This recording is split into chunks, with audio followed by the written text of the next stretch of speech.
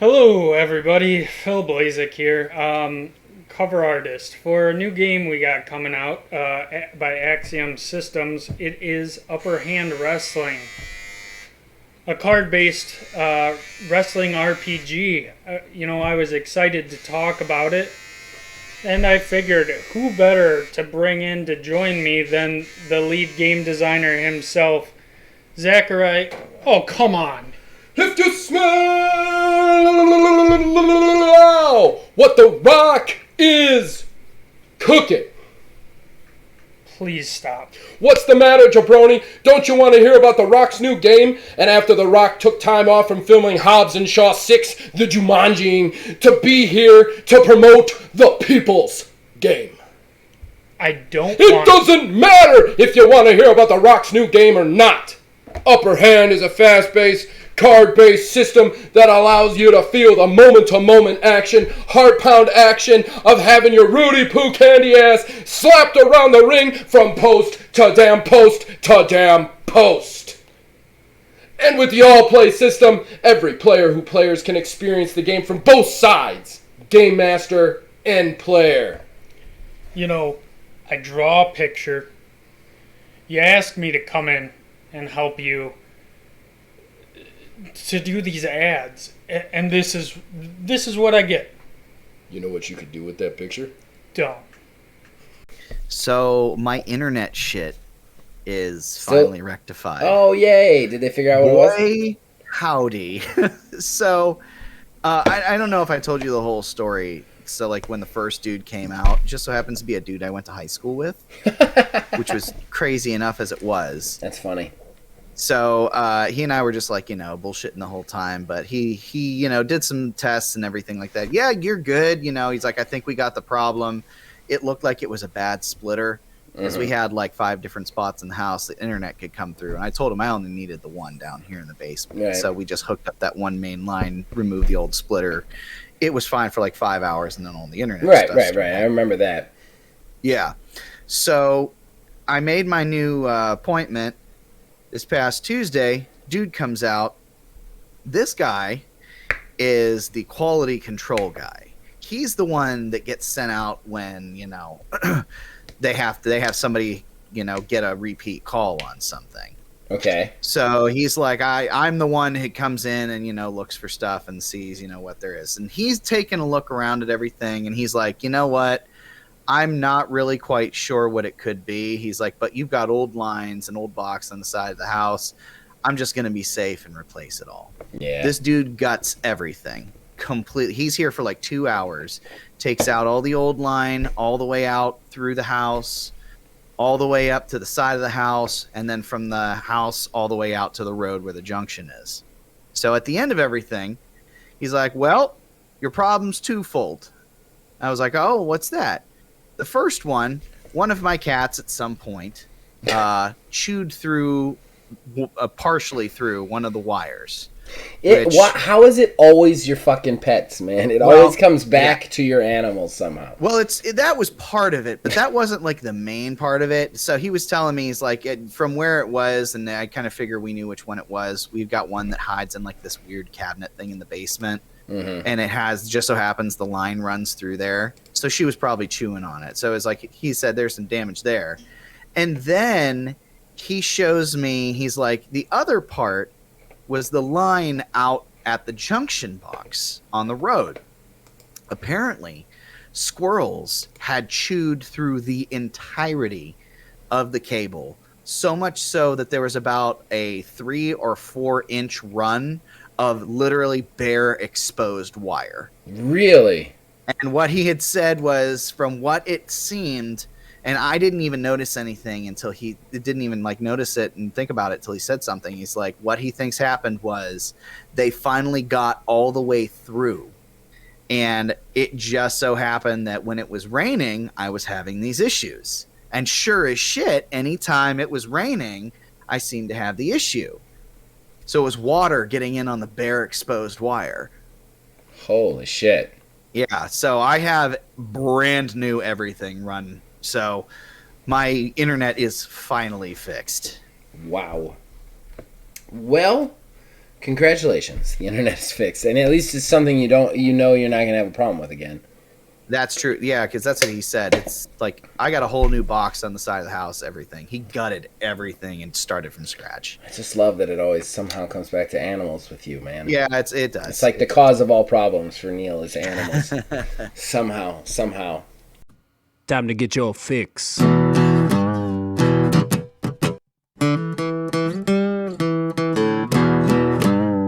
It's a horrible gaming podcast. It's not good, it's not great. Horrible gaming podcast. It's not even what you would call fair. It's really not that good.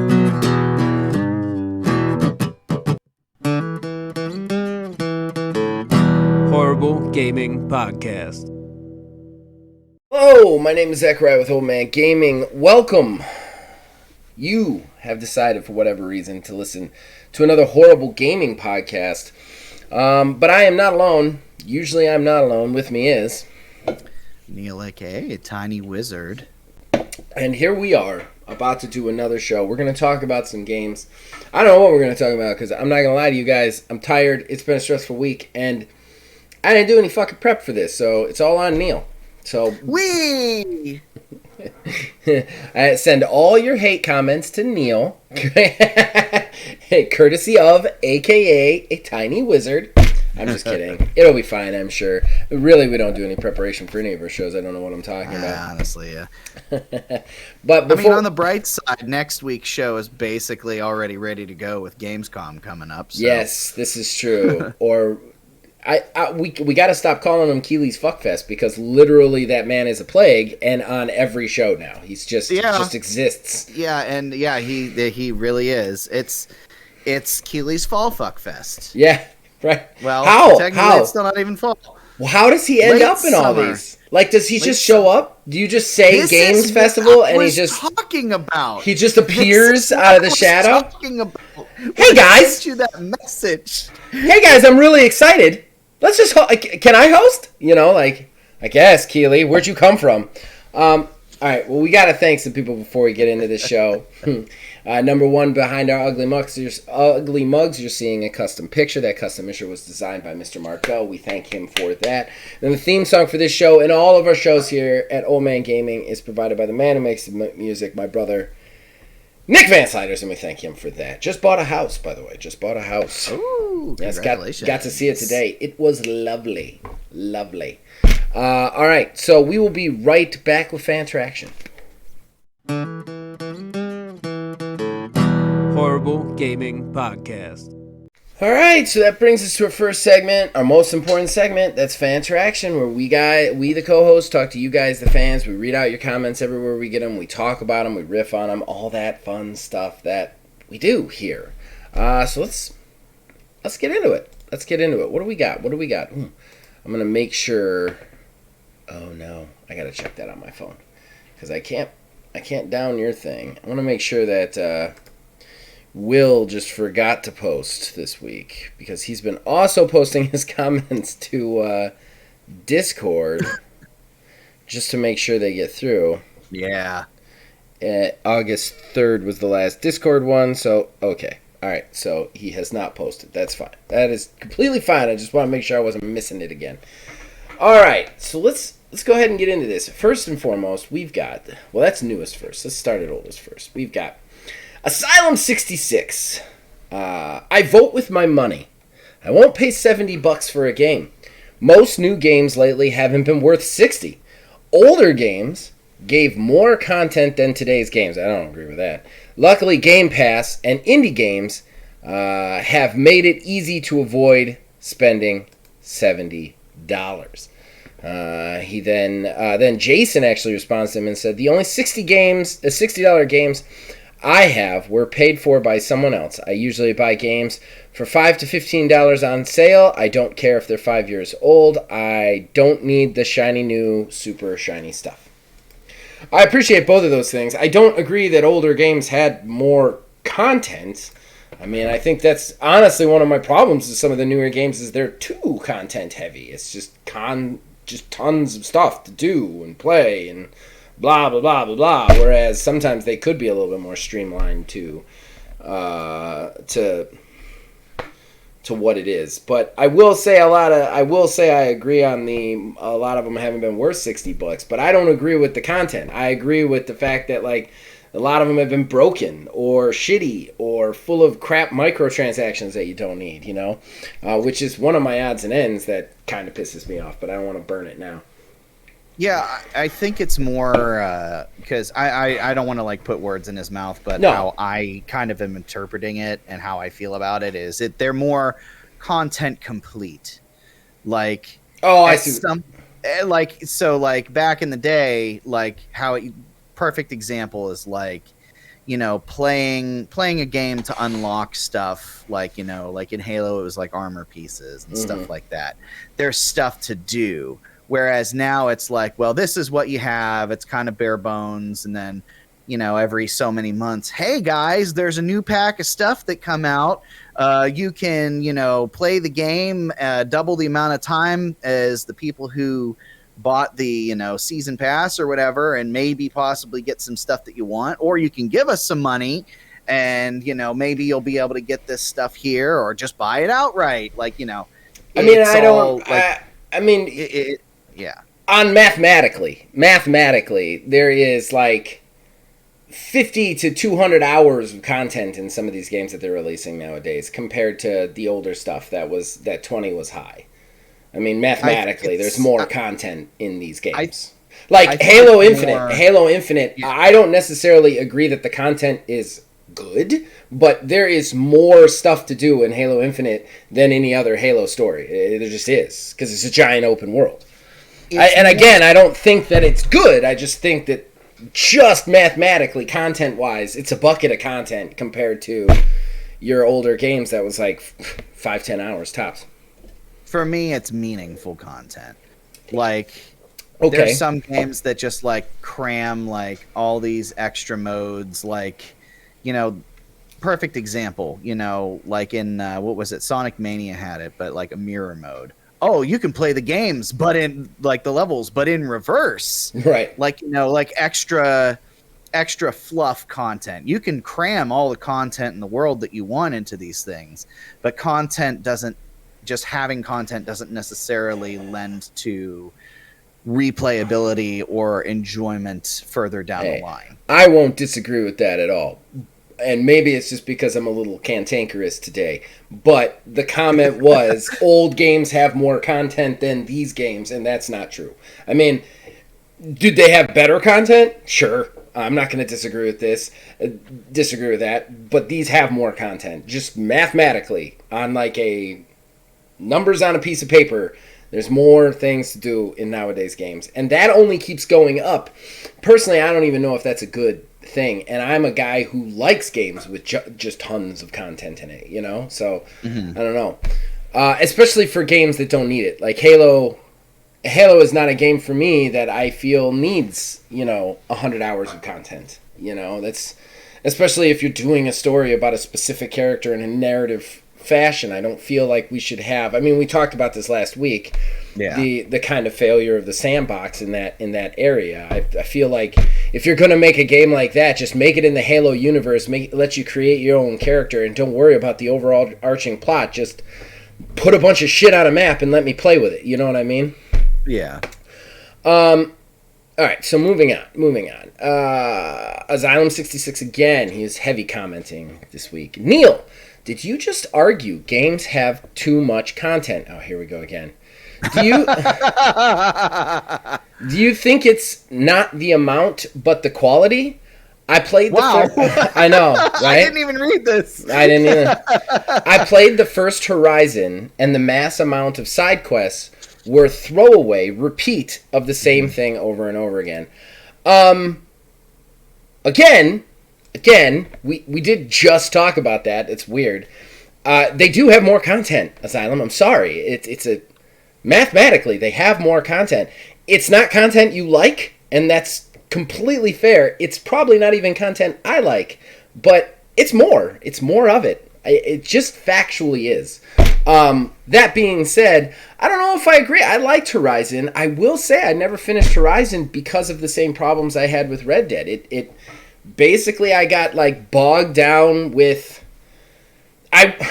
I know I'm gonna say it. I said it last time. I wish Horizon had no story, like no major narrative story. I wish it had just been the open world. Because while Asylum didn't like the side quests, I actually enjoyed the side quests way more than the normal game.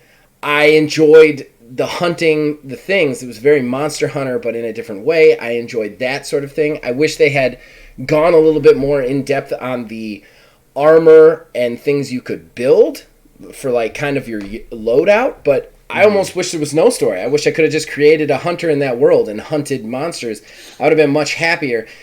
Because of that, I never finished the story, and I don't think it was necessarily bad what I saw. I just never got through it because I got eaten up by the side content. Yeah, I think he kind of hit the nail on the head for like what I was trying to articulate. Because I mean, we literally just got done talking about it just now too. Is I do think it's more so the quality of the content that exists than the actual amount of stuff to do that's the most important. Because like I just got done saying, it's like you can just throw stuff on stuff on stuff on stuff all day every day, and sure, there's stuff for you to do, but that's content. But it's technically content. I'm sorry, maybe I'm just cranky and spicy today, but that's content. It's shitty content. I'm not arguing with that, and that's what Neil was saying last week. Was that it's too much. I'm actually defending Neil on this one. It was too. It's too much crap content and not enough good content, but it's still more content than older games, and that's kind of the problem because it's just a ton of shit out there that you get bogged down on, and you don't get to the better stuff that you'd want, which if those kind of games just stuck it with the narrative and focused on that, I think in a lot of ways they'd be better, or went the other way with the sandbox, But yeah, sorry Asylum, I'm sorry. Spicy, I guess I'm spicy today. It's more content. You're going to have to deal with this. Scientifically, it's more content. It just is. It's not good, but it is. It's more content. If I put out 400 hours of shitty videos a week, which is kind of what I do here, it's still all content. It's not good content, but it's content. And then back to Asylum 66. Here we go again. Let's just see if we can alienate him completely in one episode. I don't like the narrative versus sandbox discussion. Okay, great. Yeah. I love both and look like a crazy person in the corner arguing with myself. It's kind of like an apples and oranges situation. It is. And what's weird is like, even though we had that discussion last week, it's still for me. It's still for me there's plenty of exceptions. There's plenty of games that like are narrative that I'll swear by, that I love, and there's plenty of open world sandbox games that I'm like, I want nothing to do with this. So like, I think it is a personal preference thing, but we just thought it was a fun discussion. Jason did also comment on that one and said, I like both too. Both are good. Hybrids are good.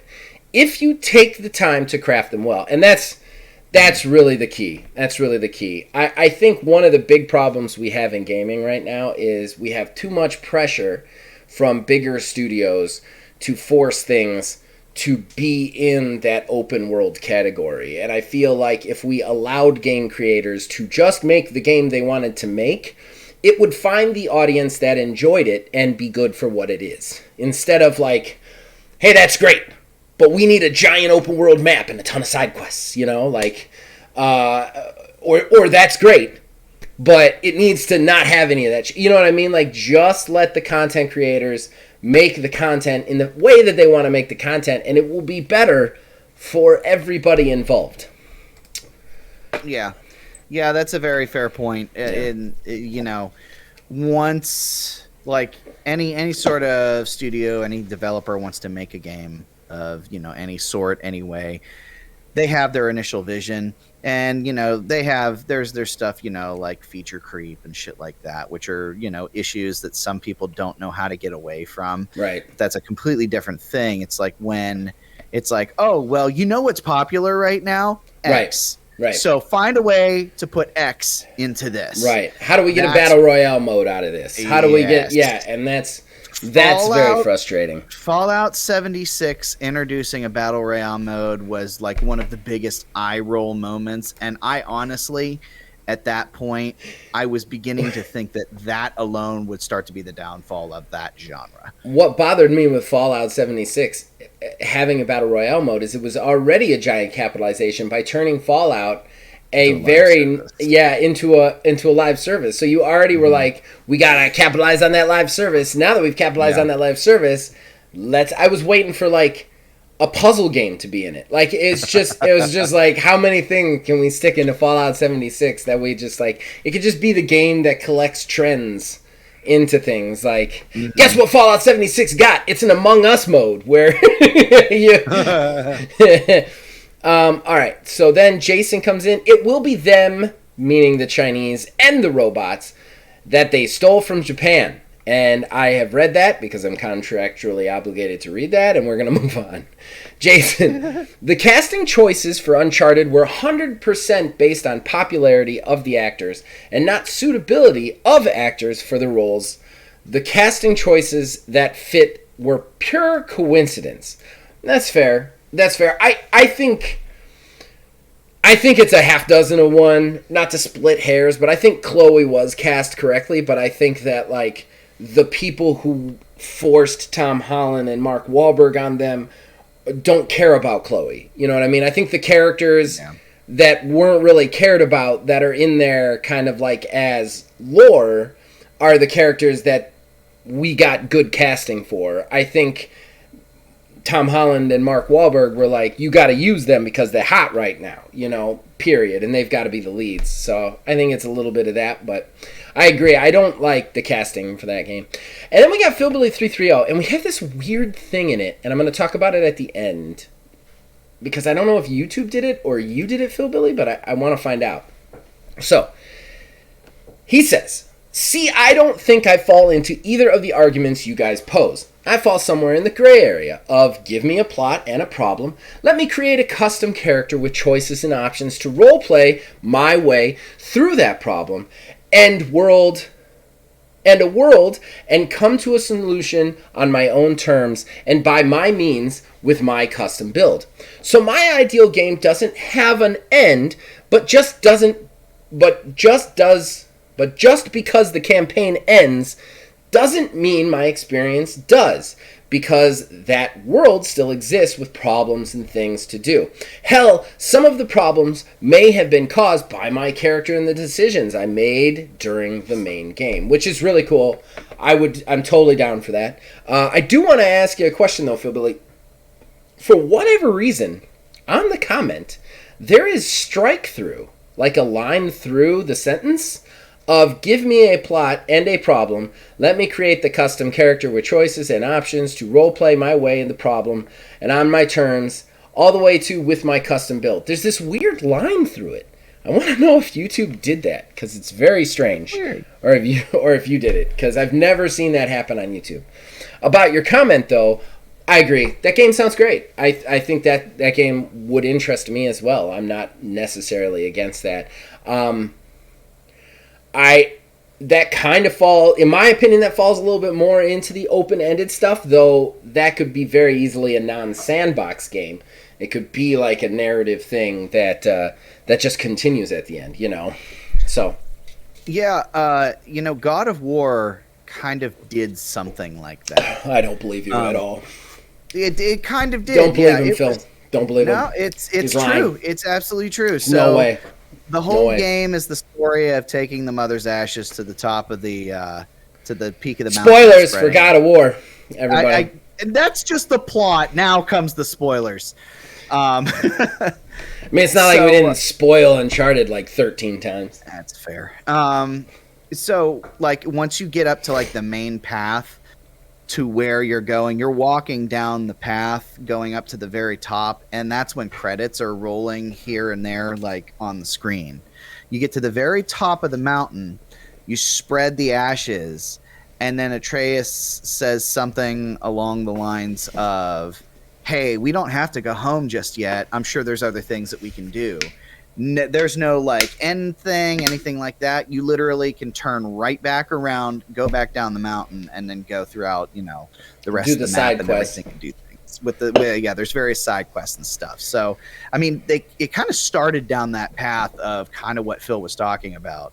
I do wish that they did do something like he had mentioned, because there's multiple points where, like, various stuff and things occur in the story that are like, wow, after this is all said and done, maybe somebody should address what happened afterwards. Like if it opened up like a little side thing, or like small new areas that you could go into afterwards, that would be cool.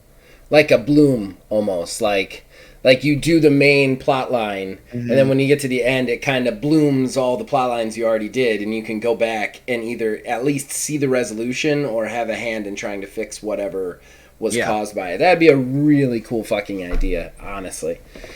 All right, well, that is it for Fan Traction, ladies and gentlemen. That is it for Fan Traction. However, I want to get a special shout out to Asylum66 for pissing me off, and not because of his comments, because I have said repeatedly that above all else, I will review a game if it is requested to me and I can get a hold of it.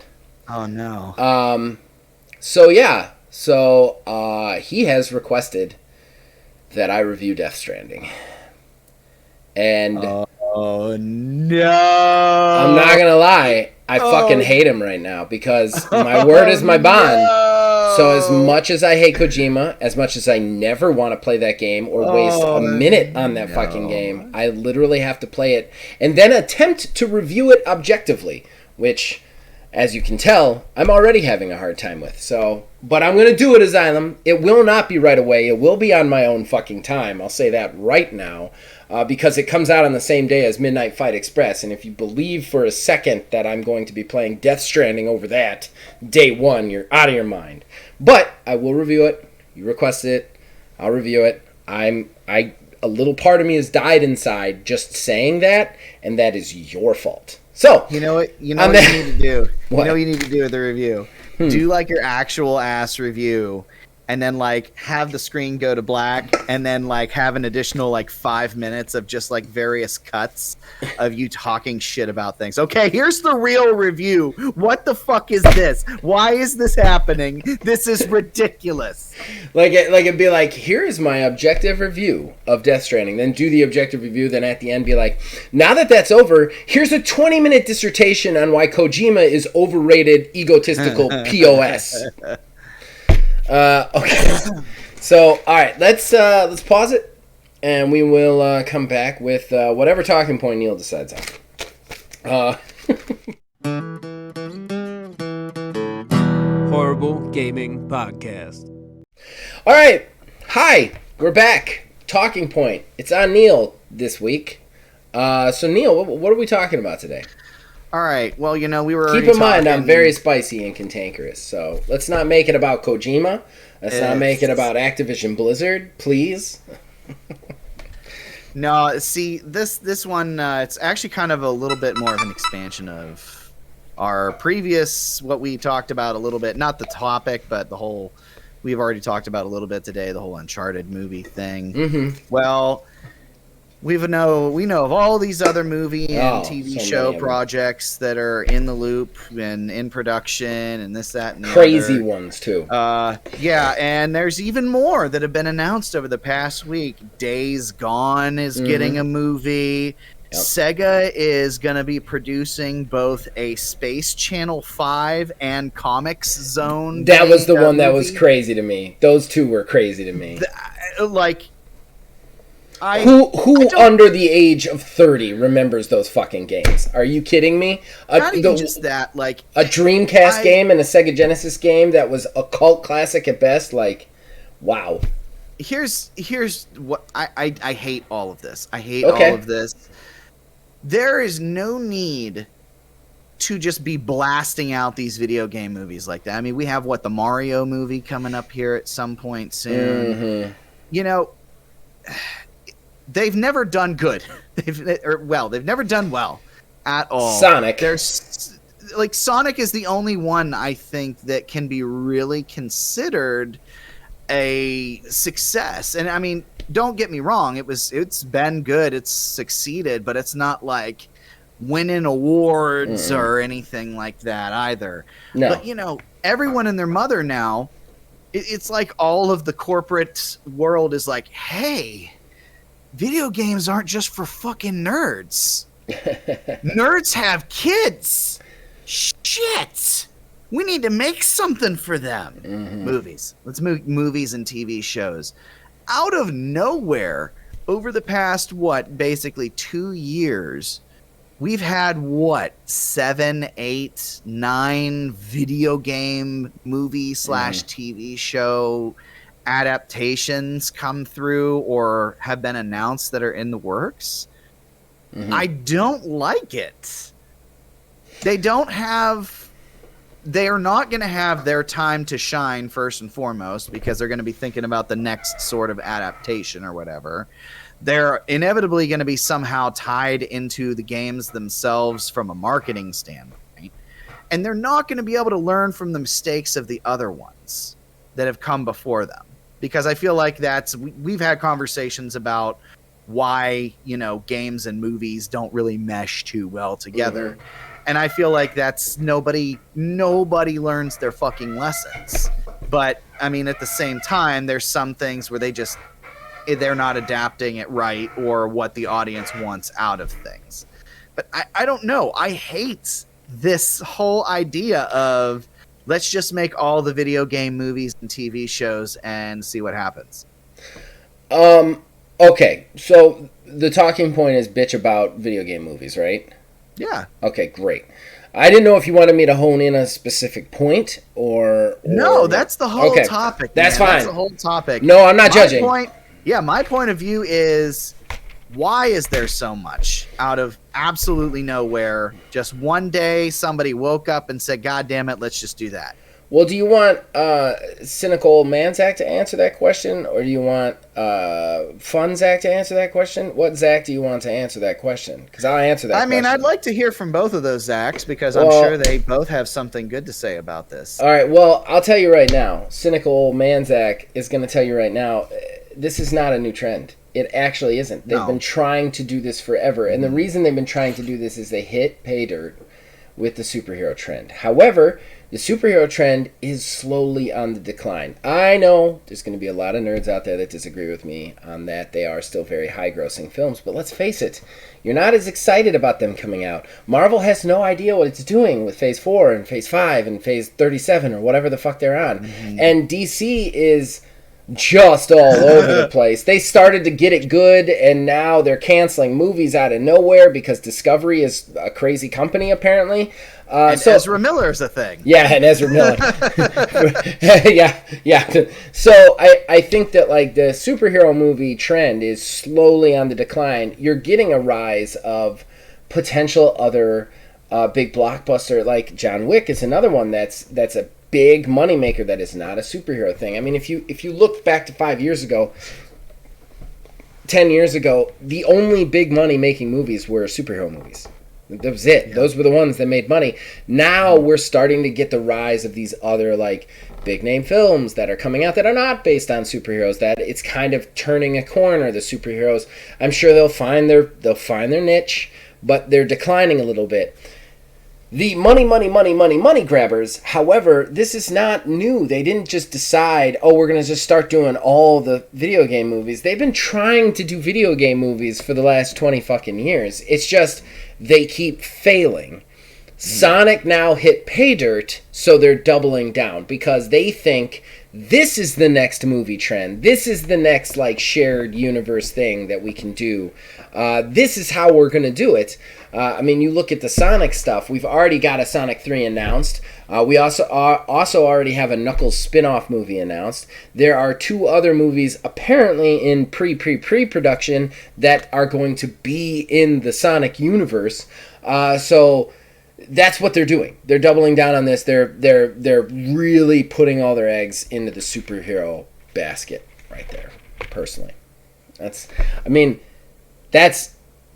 where I think this is. I don't think it's really a new thing. I just think it's becoming more of a trend because they're actually starting to make money now. I mean, Uncharted, while it was a crappy movie in my opinion, I mean, it was fine for popcorn film, but it was, on the whole, it's not a good movie. It made a ton of money. It was declared a financial success by Sony. Mm-hmm. So, okay. Thought I had to... I did have to sneeze. Sorry, guys.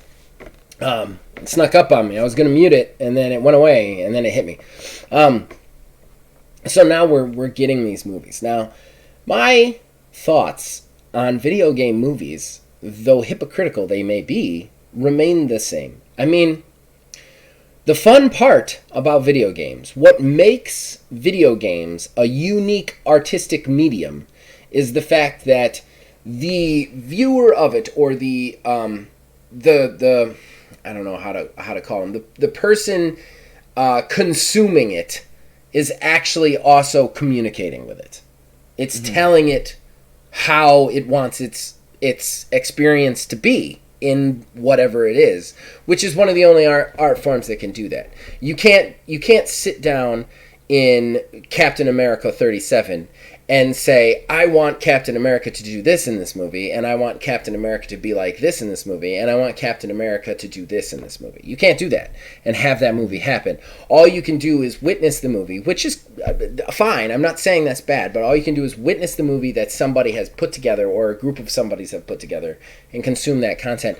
With video games, the idea behind it is the people who create the content give it to you to then create your own content with. They are tools. They are artistic tools to create your own stories with. Even the most linear game, even the most linear story-based game, still has minute, subtle decisions that you will make differently than somebody else. Even Uncharted, a very linear start to finish.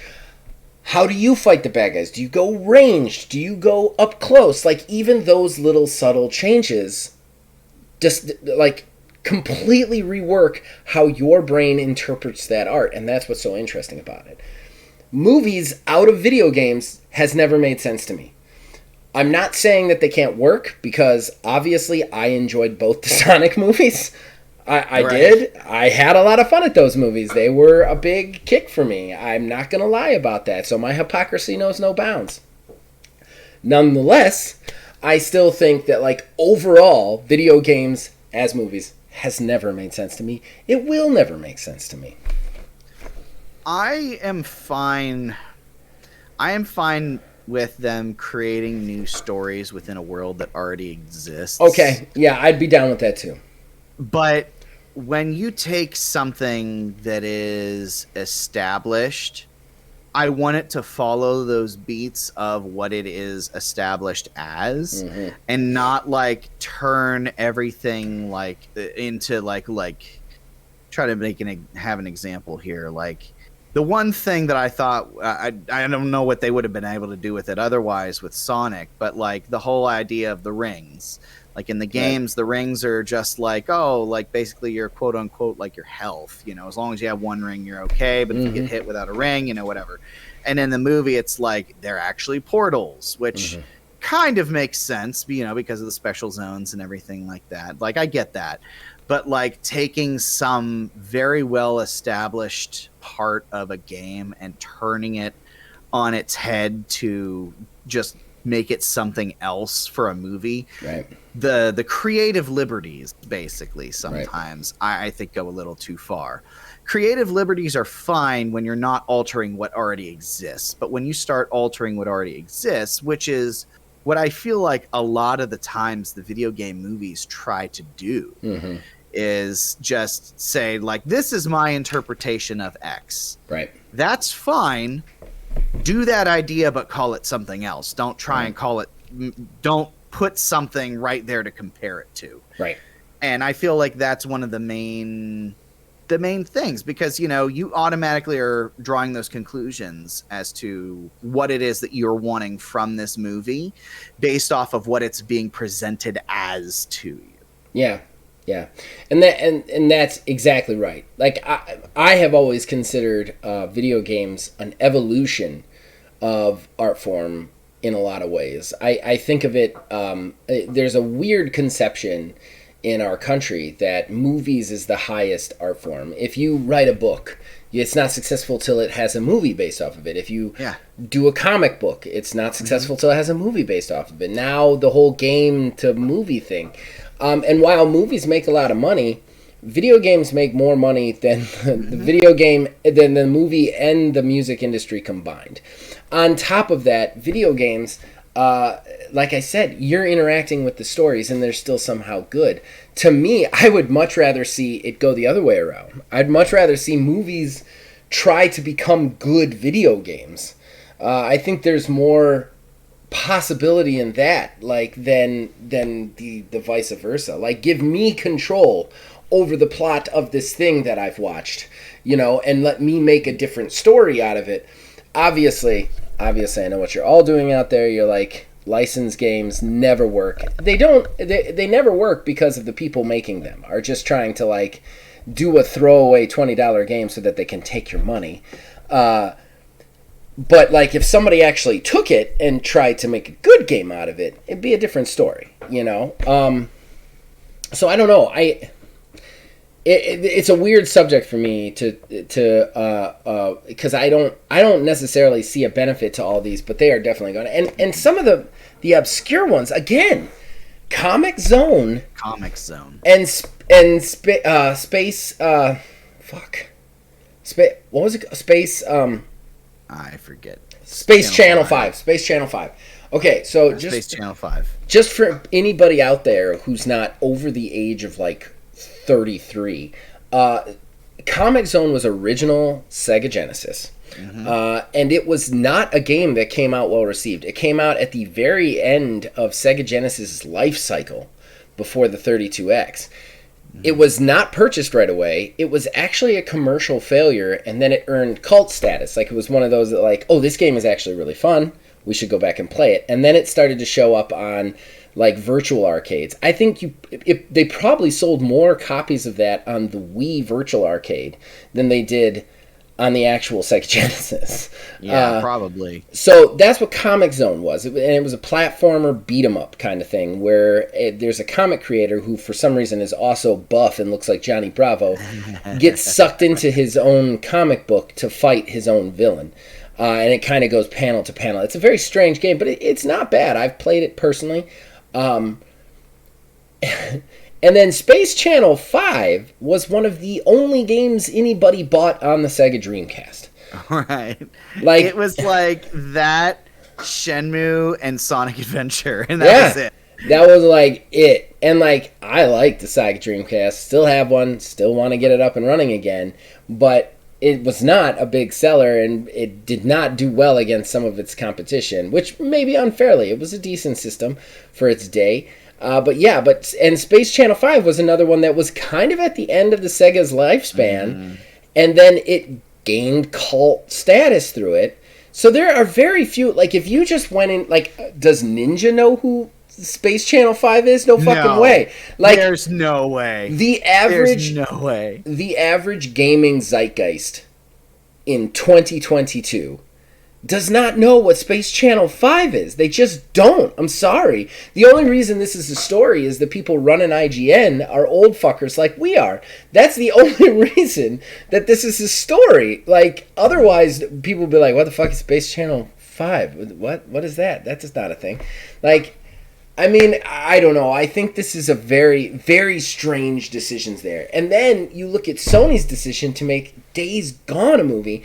Days Gone was a super big failure. It was a huge, so much so that the creator of it is still going on Twitter and fighting with fans and the company about why it was a failure. Like, it was never a success, and you're gonna make a movie out, like, that's the one you pick? That's insane.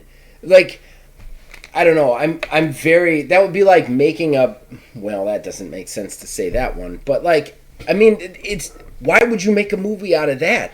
Especially when you have God of War sitting there. You should just make a movie out of God of War. Like, I don't know. I'm very confused. Very confused by a lot of these decisions. And Sony's going so in on this. They have their own PlayStation Studios for like movies and stuff. Yeah. They're their own division within PlayStation Studios. That's true. For this, for the Days Gone, Uncharted had the logo play before the movie. What is it? The Last of Us show, I'm sure, is going to have, they've got their hands in the Last of Us show that's going to be on HBO.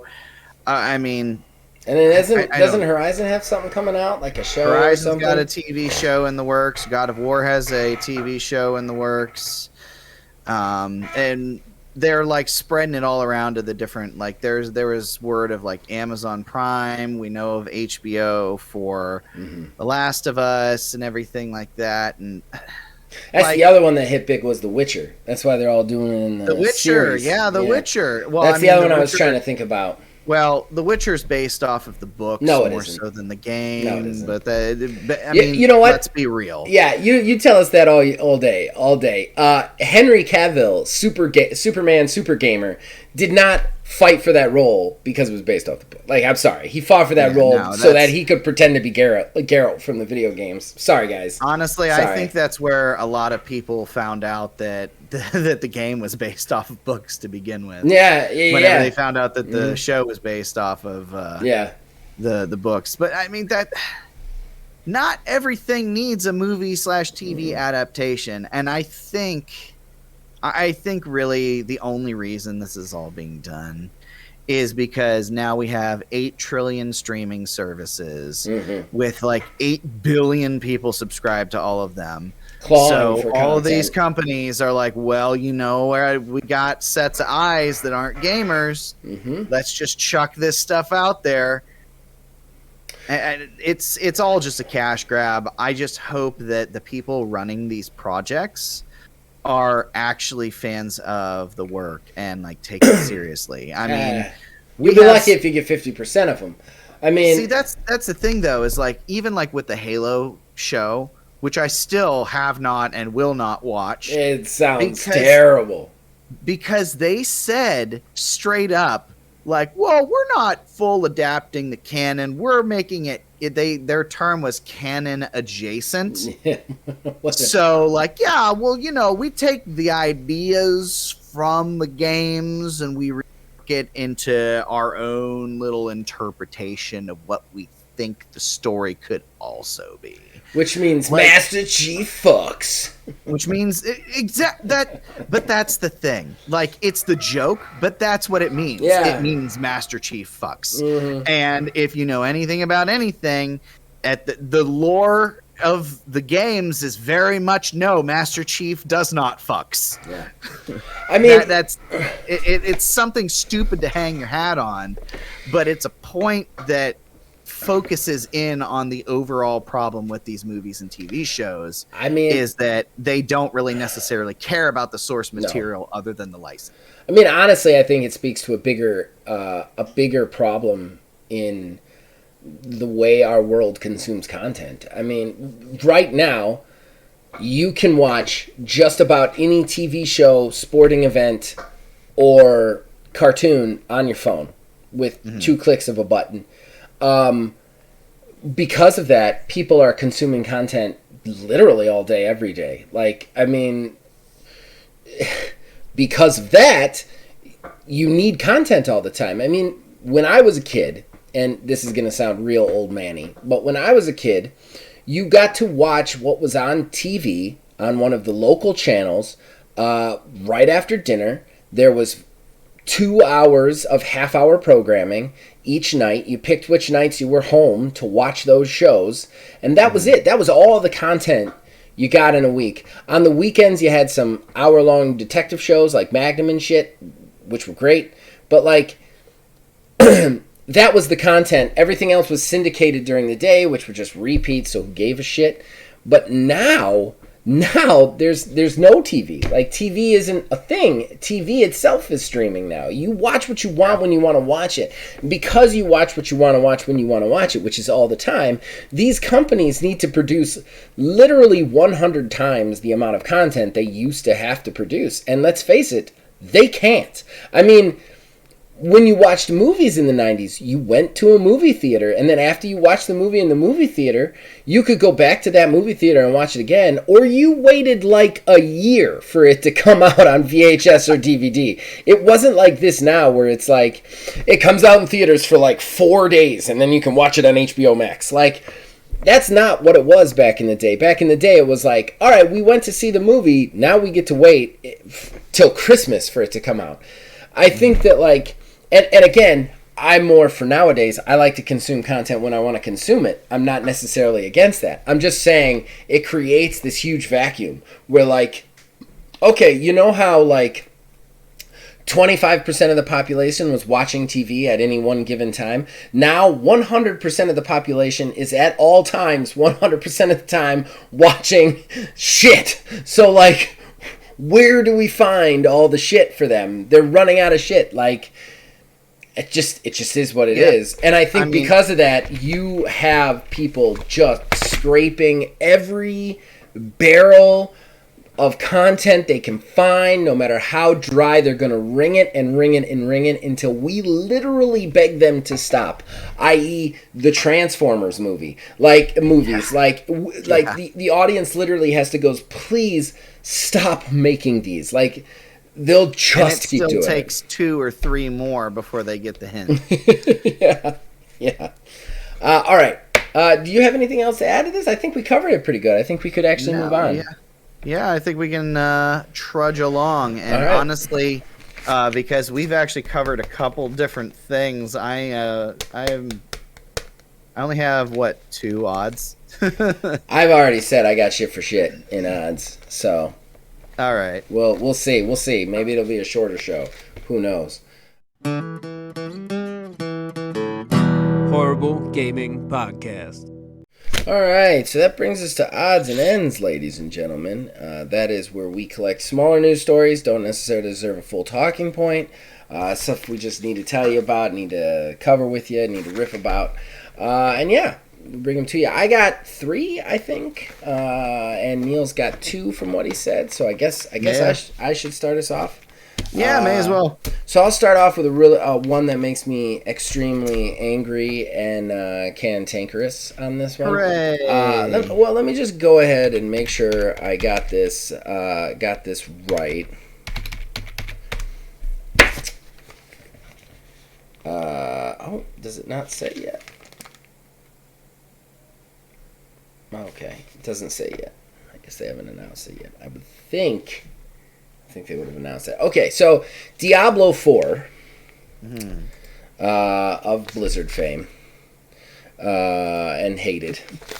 They're already in tons of shit with their fucking mobile crap storm. And then they've even, again, these companies keep doubling down on fucking us over. Like, just in the like, when people ask them about it, they're like, hey, we're just gonna fuck you. They have said Battle Pass, they have said Diablo 4, we're not gonna do something terrible to you and do loot boxes. We're gonna do a Battle Pass structure. It's a full price game, you fuck faces. What are you talking about, man? You shouldn't have either one. It's a full fucking game. I hate this shit. I hate it when it's like that. Like, if you want microtransactions, it better be cheaper. At least cheaper than what it is. But I'm pretty sure it's going to be a full fuck your face priced game. Which is... it's 100%. 100% going to be. And I gotta say this. I don't like to blame the victim, but guys, we gotta say no. as gamers. And I'm sure I'm only reaching 23 people, and those 23 people are already saying no. But if you're a person out there who's going to buy this game, don't say no to this kind of treatment. As long as you let somebody continue to abuse you, they're going to continue to abuse you. Say fucking no. And the only way these people are ever going to learn is if you do not purchase the game. And if you do purchase the game, don't buy the fucking battle pass. I mean, it's just that simple. Because these guys are so arrogant now that they just go on Twitter and they're just like, when they're asked about it, they're like, "Oh yeah, our players love it. Our players love it when we do this to you." So yeah, we gotta start saying no to this shit. We just do. You know, I almost wonder how it's gonna play out in the end, because Diablo Immortal, yeah, sure, has made a stupid amount of money and all this other things, but like the idea of everything that they did with Diablo Immortal and the idea of the loot boxes and how shitty it was, I want to know if that game is still making stupid amounts of money, because I wonder if it's going to be a bellwether for what Diablo 4 is going to be. Because sure, if you have a free-to-play game with microtransactions, it's one thing. Having people spend $60, $70 on a full-price game, first and foremost, when there's basically a free version of it that exists on a PC, and granted a truncated version, but a full-price version that's available with a Battle Pass too, I don't know if I'm just being an idiot and being just hopeful, but I almost wonder if this is going to be different. I know I'm wrong in this, but I like to believe that this is going to be different with Diablo. In defense of your theory, Marvel's Avengers was a full-price game with multiple internal battle passes, and people did say no to Marvel's Avengers. They said hard no. However, a lot of that was because it was buggy as shit when it came out. So did they say no because of the microtransactions, or did they say no because the game was a bit broken? Is Diablo 4 going to be broken at launch? I don't think so. Blizzard, one thing is they don't usually bring out super buggy or broken games right off the bat. That's not what they're evil for. They're evil for, obviously, human rights violations. We talk about that a lot, but that's not what we're talking about here. They're also known for being shitty with microtransactions, and that's what we have to say no to here. Like, I appreciate that we said no to the crappy game before, but we need to also say no when they're abusing us. That we just do, or they're going to keep doing it. And that's the thing. Like we can go on Twitter all day long and tell them how mad we are. We can give them all the bad reviews we want for this shit. As long as they see a fucking paycheck come in with $2.4 billion on it, they're gonna keep doing that shit. They're gonna go, this works, we make money on it. They don't care about us. And that's the fact. They care about the money, and that's the only way to make them change what they're doing. At least these big name companies. Yeah, unfortunately, that's exactly what it is. As we mentioned before, a lot of people, we vote with our wallets. And at the end of the day, if we're, saying, hey, don't do this, we hate this, I don't like this, ... but here's $60, $70. Yep. They're not going to listen to you. And then another 20 for the Battle Pass. That's exactly right. For the Battle Pass for the first season Battle Pass. Though from what I hear, Diablo is not getting the greatest reviews from its the pre-players have been linking. I think you actually said that it's shitty, only 4 players, only 4 characters, and there's very little to it and stuff like that. Yeah. So maybe it'll do bad. I don't know. All right, your turn. All right, so my one of 2. This one is super short to the point. It's not even what I would consider news. I just am excited that this is a thing. One of my favorite games on Nintendo 64 back in the day was Wave Race 64, and it is now on Nintendo. That is all. And now on Nintendo what? The Nintendo Online. Expansion. Oh, the expansion, yes. Yeah, but does that work yet? It's still broken as fuck. It's still It still it works to my knowledge. Okay. I mean, it was pretty broken as fuck when it came out. It was when it first came out. I played on it. I played through Paper Mario. Oh, cool. Yeah, and then I played a little bit of F-Zero X as well. And they played perfectly fine from what I had experienced with it. So, I mean, maybe they worked out some of the kinks with it. I know weird technical back-end stuff. I know emulation for Nintendo 64 is weird and difficult because games basically need to be done on an individual basis. Mm-hmm. But outside of that, Wave Race 64 was a weird game that I had. I love that game. It was like never on my radar. I never ever would have bought it, anything like that. My dad worked with a guy who had a Nintendo 64, and he's like, hey, have your son play this, because I didn't have very many games, and I played Wave Race 64. It wasn't my game. I played the ever-loving shit out of that game. That's the jet ski one, right? Yeah, it's the jet ski one. That game was awesome. That game was fucking awesome. I rented that at least 3 times for my 64. That is fucking... We would play the shit out of that game. That one, for 64, though, there's one big winner, and it's the game that I played through the most. Absolutely the most. I'll give you one guess as to what it is. What can you do? I played 64? This on 64. My favorite 64 game, the game I played through the most. Take everything you know from it. I think we've talked about it before. We talked about this before. I think it was Star Fox, right? It is fucking Star Fox 64. Star Fox 64, I could play that game non-stop. Multiple endings, multiple courses. And the way they do the dogfight missions were my favorite, where all of a sudden you'd be like just 3D dogfighting the Star Wolf or whatever. Yeah. Oh my god, I love that fucking game.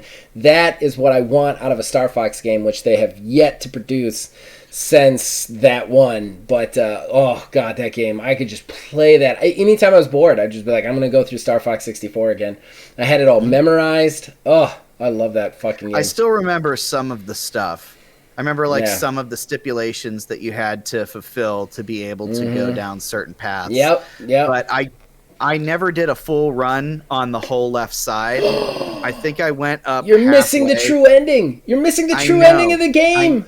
I know. I would get. I think I got halfway up, and then I would branch off to the right. I don't think I ever made it all the way through. It's got this weird dad thing in it. It's fucking amazing. It's weird because it kind of rips off Star Wars like 3 or 4 times, but like he sees his dad at the end, and his dad leads him out of a tunnel. Oh my god, it's so amazing. It's so amazing. I love that game. It's got a special place in my heart forever. Is that on the 64 expansion pack? I think it is. Is Pretty it? sure it is. Yeah. God, that's almost worth it. That's almost worth it right there. The only thing I wish that they'd add to that game is 2-player co-op. Yeah. They had 2-player versus, but no co-op. I'd love 2-player co-op on that. Like a split screen, and then I could play with Stella. Nice. That'd be amazing. All right, so my second one is, we kind of touched on it earlier, but I'm just going to say it again. Gamescom, opening night, will have 30-plus releases, and guess what? Guess who's hosting it? Jeff fucking Keighley.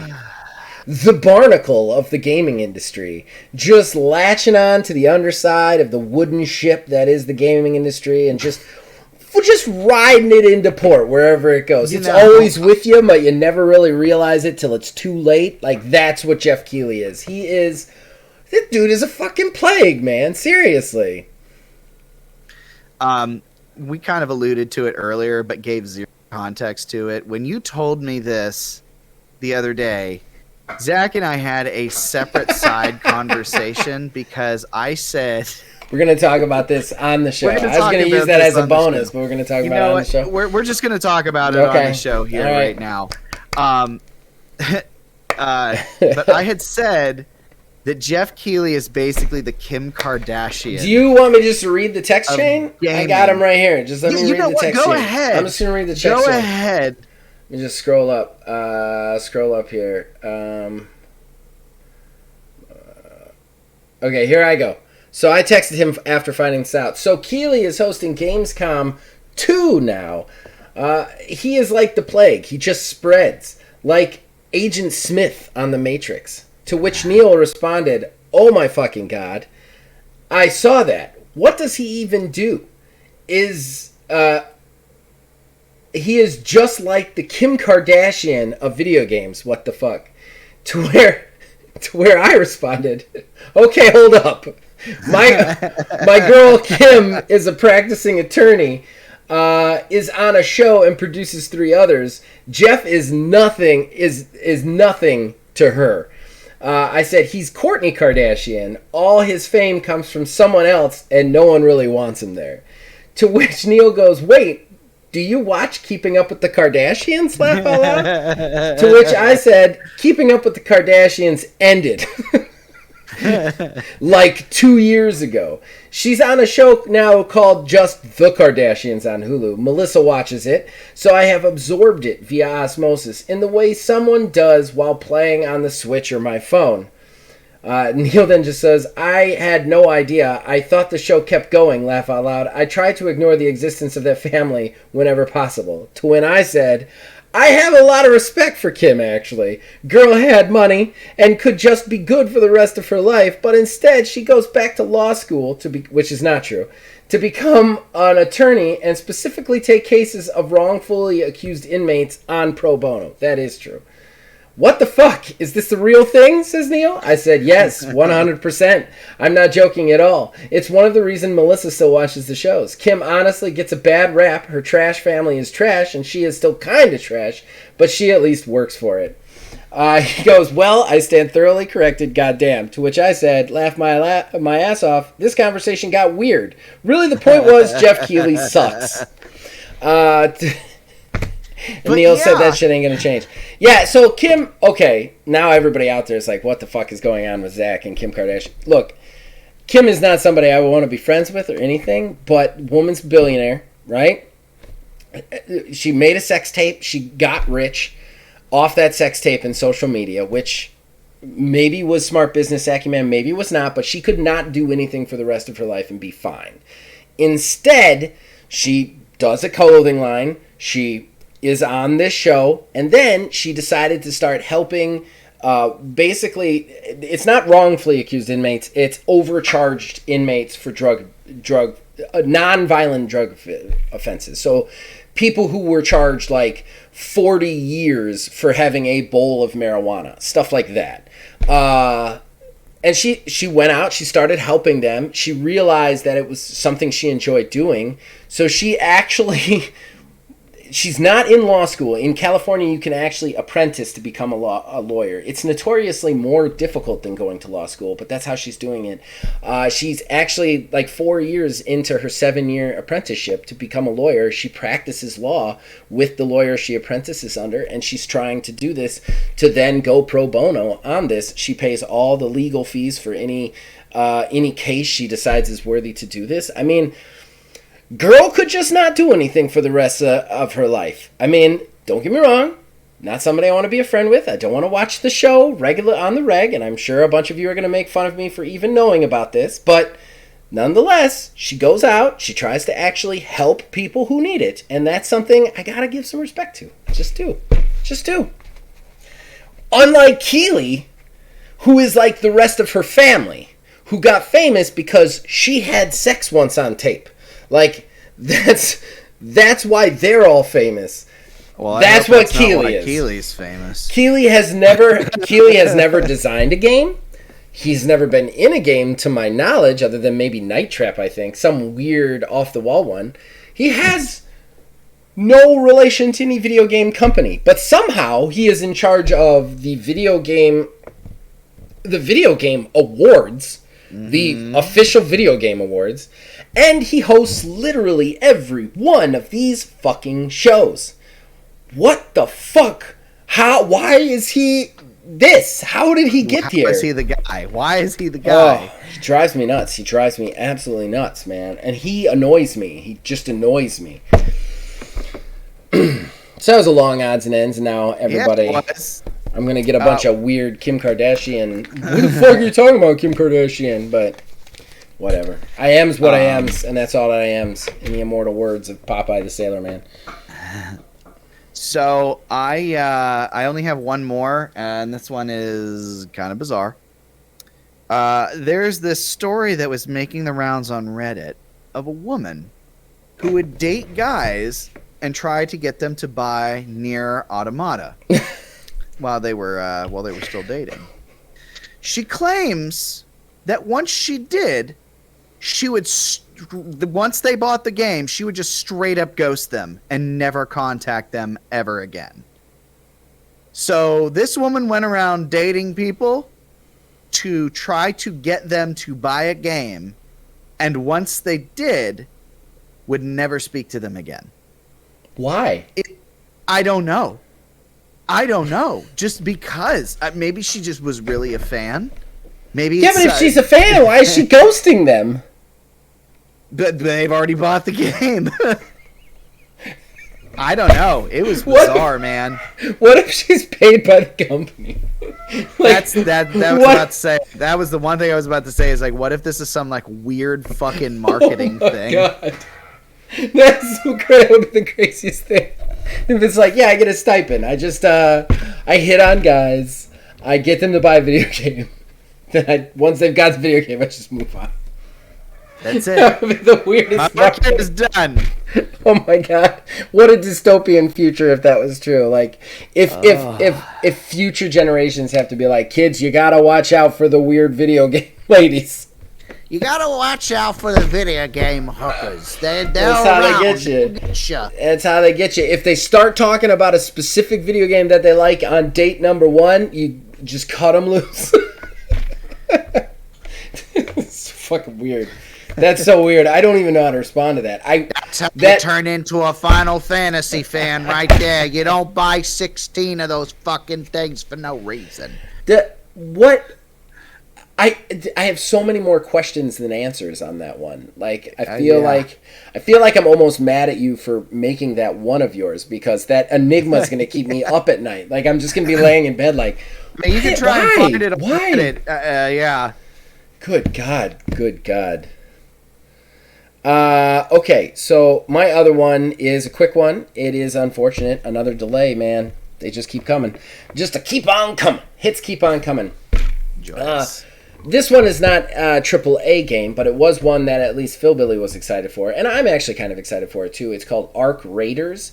It is a cooperative kind of robot fighting sort of thing. Like you hunt big robot alien things. It's got like a leveling system. It potentially has like a build system, but it's kind of like a cooperative online sort of thing. And it looked free to play, if I recall correctly. That has been delayed to, as they are all saying, upgrade to Unreal 5. That will come out. Its early access will start sometime in 2023 instead of towards the end of 2022. And actually, on the level of delays, is your other one a delay? What? My other one what? Your other odds and ends? Because I just remembered one that I didn't put on. Okay, so there is one other delay. Then Hogwarts Legacy has been delayed to 2023. Yeah, I saw that. Yeah, they finally got a date attached to it. But yeah, remember this game was supposed to be out 2 years ago. Mm-hmm. Yeah. So I cannot wait to see what sort of trash fire this Hogwarts Legacy game is going to turn out to be. I mean, it looks interesting. It's not my cup of tea. It's not going to be something I drop the money down for. I don't read the Harry Potter books. I have no interest in them, so that's not my thing. Not knocking people who do, just saying it's not my cup of tea. So this game doesn't really do it for me. That being said, I think it's an interesting idea for an open world game. But yeah, 2023. So what we've got left is Gotham Knights, Skull and Bones, and then I believe potentially God of War 2, which isn't going to happen, but potentially God of War 2. I mean, Splatoon and Bayonetta. Splatoon, yeah. Splatoon and Bayonetta. You're right. I forgot about the Nintendo one. Splatoon 3 is also coming this year. But that's it. Yeah. I will say Midnight Fight Express comes out on the 23rd. Tuesday, not until 3 p.m., unfortunately, fuckers. But, but yeah, so there's a release I'm excited about. All right, so that's it for odds and ends then. We can wrap this thing up. Yeah. All righty, we'll be right back with the shameless self-promotion. Horrible Gaming Podcast. All right, so that brings us to the end of the show and the shameless self-promotion that comes with it. Neil, anything specific you want to plug? No, not really. Outside of me being on UHW, playing. Well, my character Chad Rover's been out for a hot minute here because basically blew his load on the very first match and fucked the shit up. Yeah. But outside of that, I have had my playing a couple other characters and game mastering and everything like that. Yeah. But yeah, we are doing that and. It's going well, I think. It's going very well, and I know you and I have, at some point here soon, have a rematch that we need to get taken care of. That Phil told me what it's going to be, too. It's going to be a cage match. And it will be interesting because it will be the first official cage match under the rules of Upper Hand. I've never actually tested cage matches within the confines of the game. So, yeah. It's going to be really fun, really interesting. You can check out Neil, his lovely wife, Phil Billy, the Build Master General, and another friend of ours, Jay, on that show. It's a live play show of UHW. They're not all on every episode. Each episode is the promos and the match, specifically detailing a section of the rivalries, whatever, and then we move on. And every 4 episodes actually equals one show. So. That being said, you can check them all out. It's a lot of fun. I've put a lot of work into the opening now, too, which I made it with 2K22, which I'm very proud of. Have you seen the new opening? No, I have not. I saw the video went up saying that there was a new opening, but I have not watched it. Oh, I got to show that to you. It's only 30 seconds. Nonetheless, it's a lot of fun. Please check that out. Speaking of UHW, speaking of Upper Hand, please buy my game. Please buy my game. If you are a fan of tabletop role-playing games or a fan of wrestling or a fan of both, this is the game for you. Please give it a shot, and it's cheap. You can get the PDF for $10. You can get the soft cover for $12, and the cards that you need to play it are only $4 a pack. So please, please, please buy my game. I need more money to make more games. That being said, I also want to promote a couple of channel-related things. Of course, this amateur hour is a special amateur hour because, baby, it's finally out. Midnight Fight Express launches into Game Pass this Tuesday. So amateur hour switches to Midnight Fight Express. Oh my god, I've been waiting for this game so long. So we're going to get into the nitty-gritty of that on Tuesday. Probably no stream Monday this week because I'm very exhausted. We are going to go back to lunch streams for the daytime stream. It is still on Tuesdays because my job has shifted to Wednesdays, Thursdays. That being said, it will be at 11 a.m. again instead of 8 a.m. My kid is back in school, so I no longer have to do that anymore. Nonetheless, I don't know what I'm going to play this week. I have not decided yet. I'm thinking about actually picking up a Raft, trying that one out. So I don't know. We'll see. And then also, I have been doing the reviews again, and this week's review is 2 Point Campus, which I'm going to record the audio for as soon as I am done here. That will be up on Monday if you're listening to this. So yeah, check out all that stuff. I'd appreciate it. And again, buy my game. You saw a commercial for it at the beginning of this video, so please, please, please buy my game. In any case, you guys can reach us at Facebook at OldManGamingDH, on Twitter at OldManGaming9. You can join our Discord. Link is in the description below. You can influence us in all of our shows from there. Ladies and gentlemen, boys and girls, as long as you keep listening, we will keep making them. We'll see you guys next week.